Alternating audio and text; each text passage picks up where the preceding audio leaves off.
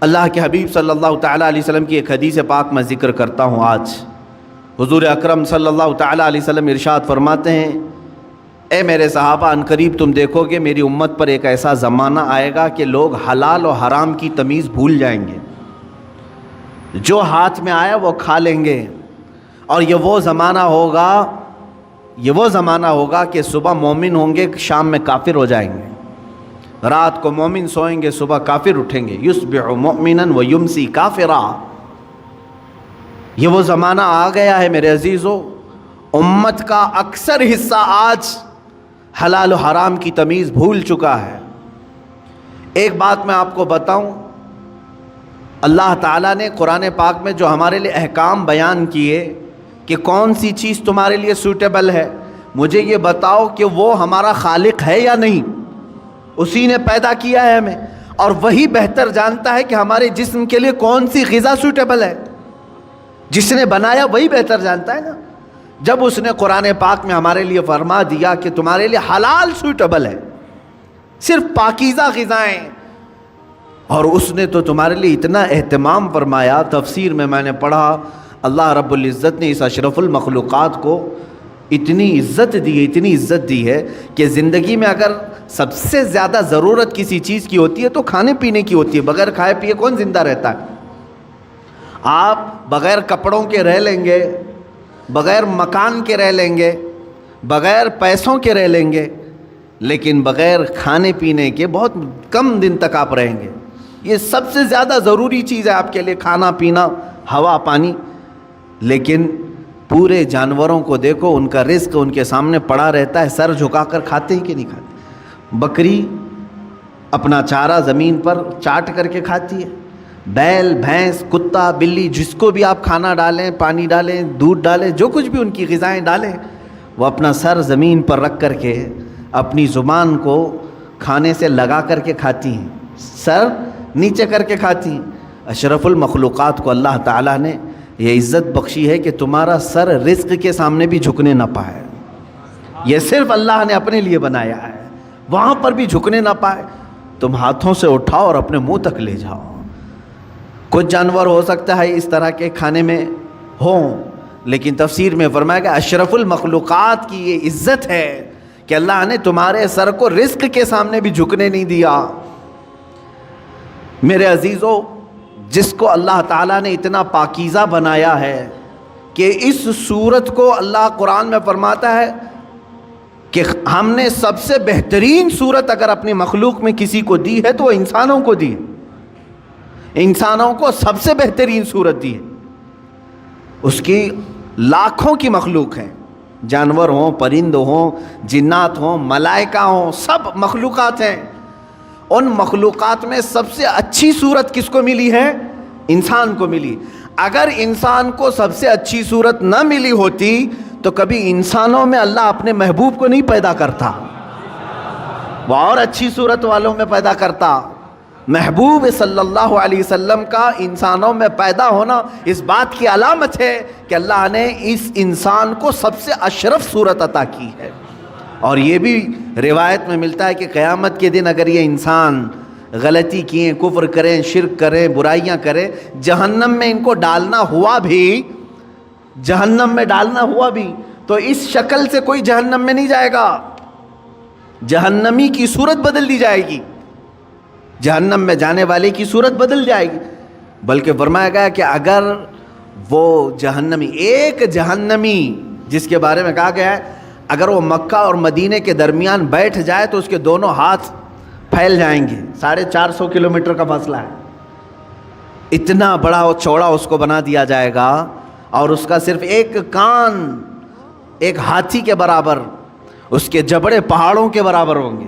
ایک جہنمی کی شکل اتنی بڑی بنائی جائے گی کیونکہ اسے عذاب چکھانا ہے، یہ چھوٹی چھوٹی صورتوں کے ساتھ نہیں۔ اب بتائیں محدثین نے اس شکل کے ساتھ جہنم میں کیوں نہیں ڈالا جائے گا؟ فرمایا گیا کہ اس لیے کہ اسی شکل میں اللہ نے اپنے محبوب کو پیدا کیا ہے۔ محبوب اکرم صلی اللہ تعالیٰ علیہ وسلم انسانی شکل میں ہیں، تو انسانی شکل کو اللہ تعالیٰ جہنم میں نہیں ڈالے گا۔ میرے عزیزو، میں بات یہاں پر یہ کر رہا ہوں کہ جس کو اللہ نے اشرف بنایا، اعظم بنایا، اجمل بنایا، خوبصورت بنایا ہے، اس کی زندگی کے لیے تو یہ ضروری ہے کہ اب وہ کیا کھا رہا ہے، کیا پی رہا ہے، اپنے سٹینڈرڈ کو دیکھ کر کے کر رہے ہیں، اپنے معیار کو دیکھ کر کے۔ تم اگر وہی چیزیں کھا رہے ہو جو کتا کھا رہا ہے تو فرق کیا رہ گیا تمہارے پاس؟ تم اگر وہی چیزیں کھا رہے ہو جو خنزیر کھا رہا ہے تو فرق کیا رہ گیا تمہارے؟ تم اشرف المخلوقات ہو، تمہیں اللہ نے پاکیزہ اور حلال چیزیں عطا کی ہیں۔ کیا کسی انسان کو غلاظت کھاتے ہوئے دیکھا آپ نے؟ اور اگر وہ کھاتا ہے تو عقل سے بہرا ہے، عقل سے پیدل ہے، انسانیت بھول چکا ہے۔ عزیزان گرام وقار، جب ہم غلاظت، پیشاب، پاخانہ، گوبر نہیں کھا سکتے انسان، تو اسی طرح مسلمان کو اللہ تعالیٰ نے فرمایا تم سود نہیں کھا سکتے، تم جوا کے پیسے نہیں کھا سکتے، تم چوری کا مال نہیں کھا سکتے، اس لیے کہ یہ بھی غلاظت ہے، یہ غلاظت ہے، اور ایسی غلاظت ہے کہ بظاہر تمہیں نظر نہیں آئے گی لیکن تمہاری روح کو ہمیشہ کے لیے خراب کر دے گی۔ کچھ چیزیں زہر ہیں میرے عزیزو، پوائزن، اگر پوائزن پی لو تو ہو سکتا ہے کہ تمہاری جان چلی جائے، گوشت کے ٹکڑے گل جائیں، انتڑیاں کٹ جائیں، لیکن جو حرام پوائزن ہے، سود ہے، جس کو آپ فائنانس کہو، بڈی کہو، بیاج کہو، کہ کوئی بھی نام دے لو، شراب حرام کر دیا اللہ تعالیٰ نے، یہ پوائزن ہے، زہر ہے مسلمان کے لیے۔ جوا حرام کر دیا ہے شریعت اسلامیہ نے، اس سے جو بھی آمدنی ہوئی، جو بھی انکم ہوئی، یہ غلاظت ہے، یہ پوائزن ہے۔ یہ جب ہمارے پیٹ کے اندر جائے تو کیا ہوتا ہے جانتے ہیں؟ دنیاوی زہر تمہارے جسم کو ناکارہ کر دے گا، لیکن اللہ کے حبیب صلی اللہ علیہ وسلم نے فرمایا جس نے حرام لقمہ اپنے پیٹ میں ڈالا تو پھر وہ گوشت جنت میں کبھی نہیں جا سکے گا۔ حرام سے پلا ہوا گوشت جنت میں داخل نہیں ہوگا۔ میرے آقا صلی اللہ علیہ وسلم نے فرمایا اس کے لیے سب سے بہترین چیز ہے کہ اس پیٹ میں جہنم کی آگ بھر دی جائے، دوزخ کی آگ ہی بھری جائے گی۔ اے مومنو، تمہارے لیے اللہ تعالیٰ نے جو راستے بیان کیے ہیں ان راستوں سے ہرگز نہ ہٹنا، ہرگز نہ ہٹو۔ قرآن پاک میں اللہ تعالیٰ نے ایک جگہ نہیں کئی جگہوں پر ارشاد فرمایا کہ تم زمین میں پھیل جاؤ، اللہ کا رزق تلاش کرو۔ اب میں آپ کو یہاں ایک پریکٹیکلی بات بتا دوں، میں نے جن چیزوں کو منع آپ کے سامنے ابھی منع کے طور پر پیش کیا، چوری ہوئی یہ حرام ہے، سود یہ حرام ہے، جوا یہ حرام ہے، شراب کے پیسے یہ حرام ہے، یہ 4-5 چیزیں میں نے گنائے نا۔ آپ کو میں بتاؤں اللہ تعالیٰ کی یہاں پر موجودہ نعمتوں میں حرام بہت کم ہے، حلال کی تعداد بہت زیادہ ہے، حلال کی تعداد بہت زیادہ ہے۔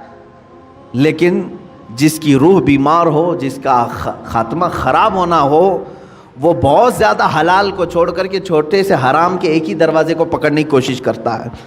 حلال دروازے دنیا میں 100 کی تعداد میں، تو حرام دروازہ ایک ہی ہے، لیکن داخل اس میں آسانی سے ہونے کی کوشش کرتا ہے بندہ۔ قرآن پاک میں آپ دیکھیں اللہ نے فرمایا حرم الربا، سود کو اللہ نے حرام کر دیا، لیکن اس کے بدل میں کیا کیا حلال ہے یہ کبھی سوچا آپ نے؟ سود حرام ہے، بڑھا کر کے پیسہ لینا، بیاج یہ حرام ہے، اللہ نے فرما دیا، لیکن کیا اس کے علاوہ کوئی دوسرا راستہ ہے ہی نہیں پیسے کمانے کا؟ اللہ تعالیٰ نے فرمایا تجارت تمہارے لیے حلال ہے، ملازمت تمہارے لیے حلال ہے، کھیتی باڑی تمہارے لیے حلال ہے، نوکری تمہارے لیے حلال ہے۔ تم یہ تمام راستے، ایک سود کو حرام قرار دیا اور کئی راستے حلال کے اللہ نے خود تمہیں بتائے۔ مشارکت ہے، پارٹنرشپ کر لو، مزاربت ہے، نفع میں حصہ داری مقرر کر لو، یہ حلال طریقے بتائے۔ شراب کو اللہ نے حرام کر دیا تو کیا پوری دنیا کی پینے والی چیزیں سب حرام ہو گئی؟ ایک کو اللہ نے فرمایا حرام ہے شراب، جس سے نشہ ہے، بدلے میں اللہ تعالیٰ نے ہزاروں چیزوں کو رکھا۔ دودھ پی لو حلال ہے، شربت پی لو حلال ہے، مٹھائیاں کھا لو حلال ہے۔ حلال کی تعداد دنیا میں بہت ہے، حرام کی تعداد کم ہے، لیکن انسان جب شیطانیت پر اتر آتا ہے تو ہزاروں حلال کو چھوڑ کر تھوڑے سے حرام میں ہی جانا پسند کرتا ہے۔ سورہ قیامہ کی آیت ہے، اللہ رب العزت فرماتا بل یرید الانسان لیفجر امامہ، انسان یہ چاہتا ہے کہ اس کے سامنے بے حیائی کی جائے، وہ پسند اسی چیز کو کرتا ہے اکثر۔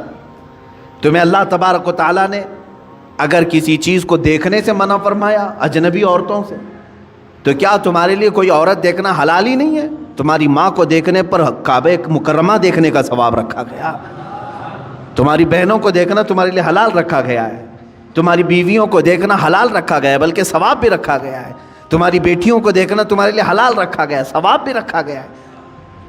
ایک اجنبی خاتون کو دیکھنا حرام اللہ نے فرمایا ہے، تو ایسا نہیں کہ پوری دنیا کی عورتیں تم کو دیکھ نہیں سکتے۔ عزیزان گرام وقار، حرام کی تعداد کم ہے اور حلال کی تعداد زیادہ ہے، لیکن جس کے اندر جس کا باطن خراب ہو چکا ہو اس کی طبیعت حرام کی طرف ہی مائل ہوتی ہے۔ اللہ کے حبیب صلی اللہ تعالیٰ علیہ وسلم کی ایک حدیث میں سناؤں آپ کو۔ موسیٰ کلیم اللہ علیہ الصلاۃ والتسلیم کوہ طور پر جا رہے تھے، ایک بندے کو آپ نے روتے ہوئے گڑ گڑاتے ہوئے دیکھا، وہ دعا کر رہا تھا۔ اور کیسے دعا کر رہا تھا؟ اتنا رو چکا تھا وہ کہ اس کے کپڑے بھیگ چکے تھے آنسوؤں سے، اس کے آنسوؤں سے کپڑے بھیگ چکے تھے، رو رو کر کے زار و قطار وہ دعائیں کر رہا تھا۔ موسیٰ علیہ السلام جلیل القدر پیغمبر ہے، انہیں ترس آ گیا اس پر۔ طور پر جانے کے بعد اللہ کی بارگاہ میں انہوں نے اس کی سفارش کی، اے مولا، وہ بندہ جو کوہ طور کے نیچے بیٹھا ہے تجھ سے اتنی دیر سے مانگ رہا ہے کہ آنسوؤں سے اس کے کپڑے تر ہو گئے ہیں، اس کی دعا سن لے مولا، اس کی دعا قبول کر لے۔ رب تعالیٰ نے فرمایا، اے موسیٰ، مانگتے مانگتے اس کے ہاتھ آسمان کو پہنچ جائیں، روتے روتے وہ مر بھی جائے تو میں اس کی دعا قبول نہیں کروں گا۔ موسیٰ علیہ السلام نے عرض کیا، مولا ایسا اس نے کیا کیا؟ رب تعالیٰ فرماتا ہے کہ اس لیے کہ اس کے بدن پر کپڑے حرام ہیں اور پیٹ میں لقمہ حرام ہے، حرام کا لقمہ اس کے پیٹ میں ہے اور حرام کا لباس اس کے جسم پر ہے، میں اس کی دعا کو اس کی موت تک قبول نہیں کروں گا۔ دعائیں نہیں جاتی ہیں، بار اجابت تک نہیں ٹکرائیں گی۔ دعاؤں کے قبول ہونے کی شرائط کبھی آپ نے پوچھا کسی سے جا کر کے؟ یہ شکایت تو سب کی ہے، بہت دعا کیا، بہت وظیفے پڑھے، اب تک کچھ بھی نہیں اثر ہوا، کچھ بھی نہیں قبول ہوا۔ کبھی اس کے نہ قبول ہونے کے علامات یا شرائط کیا ہیں دعا قبول ہونے کی، یہ آ کر کے کبھی آپ نے پوچھا؟ سب سے پہلی شرط ہے دعاؤں کے قبول ہونے کی، حلال کھائے اور سچ بولے، حلال کھائے اور سچ بولے۔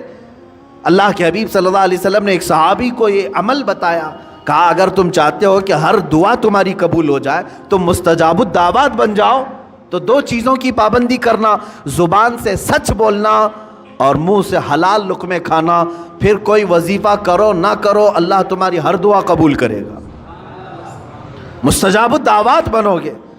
یہاں آج وہ حدیث صادق آ رہی ہے میرے عزیزو، جو اللہ کے حبیب صلی اللہ علیہ وسلم نے فرمایا، اے میرے صحابہ، ان قریب تم دیکھو گے امت پر میرے ایک ایسا زمانہ آئے گا کہ میری امت حلال و حرام کی تمیز بھول جائے گی، ختم کر دے گی۔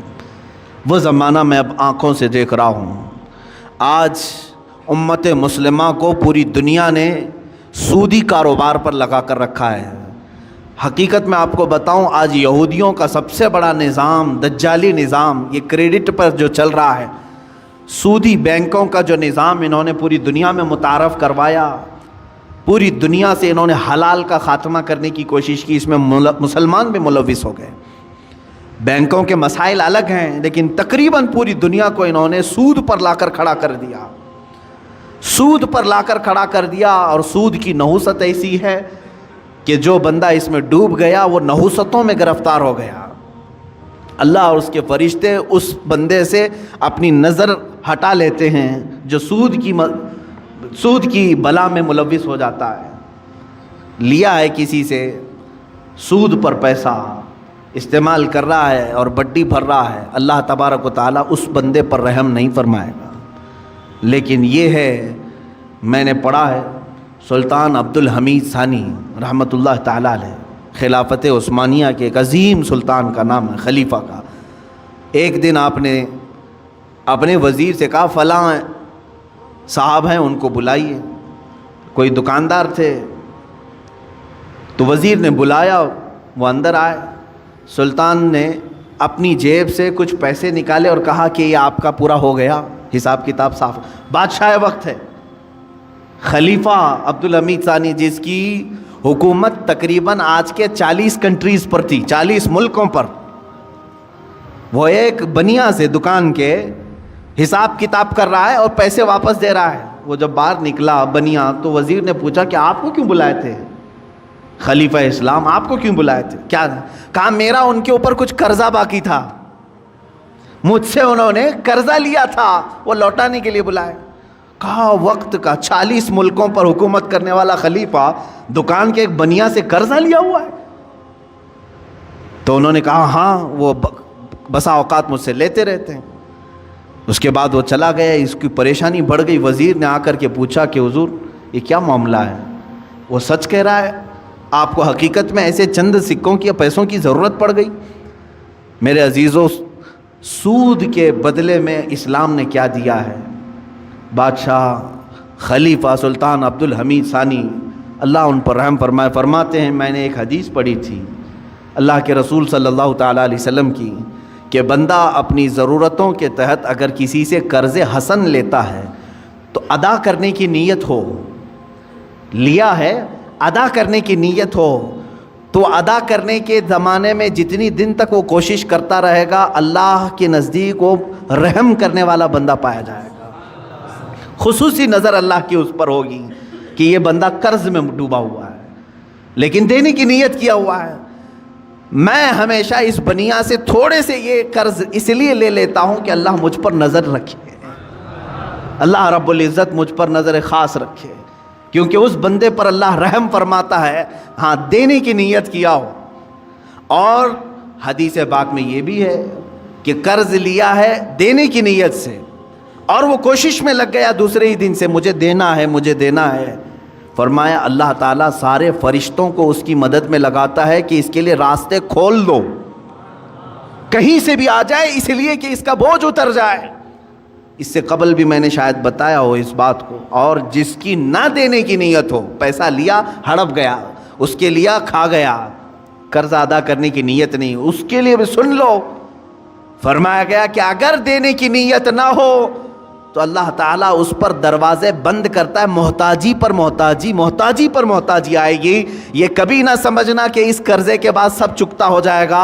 ان قریب تم دوسرا اس سے بڑا قرضہ کسی اور سے لوگے, اس کے بعد تیسرا کسی اور سے لوگے. اس نحوست میں تمہاری موت آ جائے گی, تمہاری محتاجی نہیں جائے گی.